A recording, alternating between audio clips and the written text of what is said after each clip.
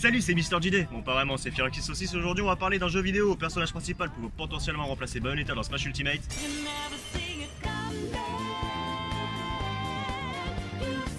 Alors, j'ai joué au jeu et j'ai vraiment beaucoup aimé. Je suis aussi un joueur de Smash Ultimate et je fais de temps en temps des tournois. Alors imagine mes réactions quand Joker a été annoncé dans Smash. Ouais, pour ceux qui ne le savaient pas, Joker, par bien du personnage principal du Persona 5, pas du Joker dans Batman, a été annoncé comme premier personnage DLC dans Smash Ultimate. Vu que Joker est sur le point de faire son entrée dans cette baston générale qu'est Smash Bros, j'estime qu'une vidéo parlant de lui s'impose. Alors ne perdons plus de temps et commençons directement avec l'histoire.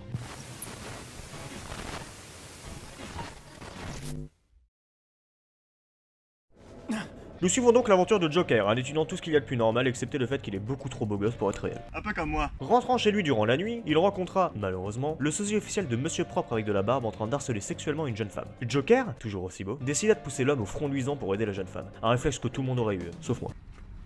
Bousculé, Monsieur Propre se faisait mal à la tête et décida alors de poursuivre Joker en justice. Mais il est fou con ce mec, il est temps d'agresser une meuf et là juste parce qu'il y a un mec qui vient aller ruiner sa coiffure, il pense que la justice va être de son côté. Bah en fait oui, car ce fameux mec se trouve être Masayoshi Shido, un politicien de grande influence. Joker ayant Perdu. contre Shido fut contraint de déménager à Tokyo et de changer de bahut. Lors de son premier jour à Tokyo, une étrange application apparut sur le téléphone de Joker. Au même moment, le temps s'est arrêté, plus personne ne bougeait autour de lui. Joker apercevit au loin une sorte de créature étrange, puis quelques secondes se sont écoulées et hop, tout est revenu à la normale. Joker supprimait l'application, ce qui est compréhensible. Perso, j'ai pas envie de perdre mon téléphone juste parce qu'une appli s'est installée quand je regardais des Vidéo éducative. Alors qu'il marchait vers son lycée pour son premier jour de classe, surprise, l'application est de retour. Le même jour, Joker fit la rencontre de Ryuji, un mec ayant l'air d'être vachement vénère contre les profs de leur lycée. Alors que Ryuji et Joker étaient en train de discuter sur le chemin menant à leur lycée, l'application entendit leur voix et en arrivant devant l'établissement, celui-ci s'était transformé en un putain de château. Et personne l'a remarqué. Bon, en vrai, c'est logique. En fait, le pouvoir de l'application, c'est de rentrer dans le métaverse, un monde cognitif où le cœur des gens dérangés peuvent être explorés. Le château est en réalité le cœur, aussi appelé palace, de Suguru Kamoshida, un professeur ayant la fâcheuse habitude d'abuser de ses élèves. Attends, t'imagines s'il est pas là, ça existerait vraiment? C'est donc ça le palace de Kamoshida. À l'intérieur du château, Joker va être confronté à toutes sortes d'ennemis. C'est alors que pour la première fois, il va invoquer son persona, Arsène. Un persona est la matérialisation physique d'un vœu de rébellion. C'est un peu comme un stand dans Jojo. Joker et Ryuji vont faire la rencontre d'un chat qui parle, Morgana. I am not a cat. C'est trop stylé, je fais la même chose avec mon chien. T'as pas honte être tout seul dans ta chambre en train de jouer à la Switch, en slip? Tu penses qu'elle est fière de toi, ta mère? Je crois que tu te rends pas compte de ce que t'es en train de faire. T'es en train de foutre en l'air absolument toute ta vie. Reprends-toi, saisis-toi. Morgana va leur apprendre qu'il est possible de changer le cœur de quelqu'un en volant le trésor de son palace. Joker, Ryuji et Anne Takamaki vont alors joindre leurs forces et créer les Phantom Thieves, un groupe ayant comme objectif de changer le cœur de toute personne dérangée. Pas mal de gens vont rejoindre les Phantom Thieves au fur et à mesure de l'histoire, et plus on avance dans celle-ci, plus on se rend compte que tout ce délire de métaverse et de palace est bien plus fou que ce qu'on imagine.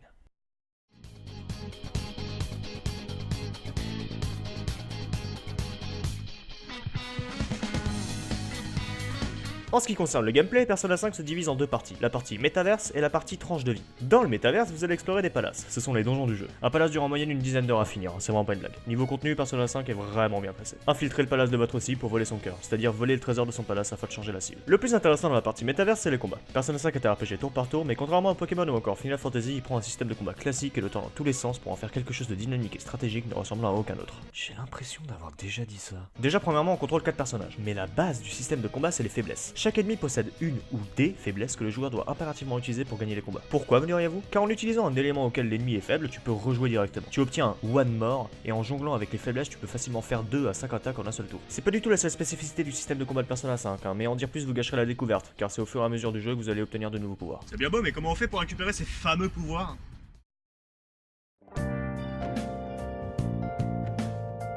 Dans la partie tranche de vie, Joker est un étudiant normal. Après tout, c'est ce qu'il est. Même en étant un Phantom Thieves, il reste étudiant. Vous allez tout faire. Aller en cours, passer des examens, parler avec des potes, envoyer des messages sur votre portable, tout. Et c'est d'ailleurs en faisant tout cela que vous allez obtenir de nouveaux pouvoirs dans le métaverse. En effet, si le métaverse est un monde cognitif, alors vos relations avec les gens vont forcément influencer ce monde. À chaque fois que vous allez parler avec un de vos amis, vous allez obtenir un nouveau pouvoir dans le métaverse. Ce serait trop cool si ce serait comme ça dans la vraie vie. Ah, mais après, je te l'ai dit, le problème c'est que du coup, bah après, ma soeur elle est morte quoi.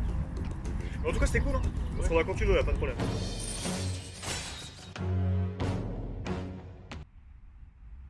Bref, tout ce que t'as à comprendre, c'est juste que toutes les actions que tu fais dans la vraie vie ont un impact sur le métaverse dans Persona 5. Et spécialement pour cet épisode, accueillons la nouvelle rubrique créée pour Persona 5. Ça va pas être long et de toute façon je pense que tu t'en es déjà rendu compte mais je me dois de le souligner. Persona 5 est beau. Non pas par ses graphismes bien qu'il colle parfaitement à l'ambiance, mais par son style et ses designs. Tous les menus, icônes, boîtes de dialogue, tout rentre parfaitement dans le ton du jeu et ça fait plaisir aux yeux. Un peu comme moi. Honnêtement je juge vraiment pas les jeux par leur graphisme mais je crois sincèrement que c'est l'une des raisons de pourquoi j'ai maintenant 250 heures de jeu sur Persona 5. Ça t'immerge tellement dans le jeu que t'en oublies le monde extérieur. Tu vis vraiment la vie de Joker. Tous les personnages sont vraiment tes amis et t'en oublies même à certains moments que vous êtes les Phantom Thieves. Tu profites juste de bons moments entre amis. Dans tous les cas, c'est la fin de cette vidéo. Je pense avoir tout dit sur Persona 5. Si elle t'a plu, n'hésite pas à t'abonner, à laisser un like et à commenter. Si tu veux faire découvrir Persona 5 à quelqu'un d'autre, envoie-lui cette vidéo. Sur ce, je te laisse. À la prochaine vidéo. C'était Firaxis. Salut.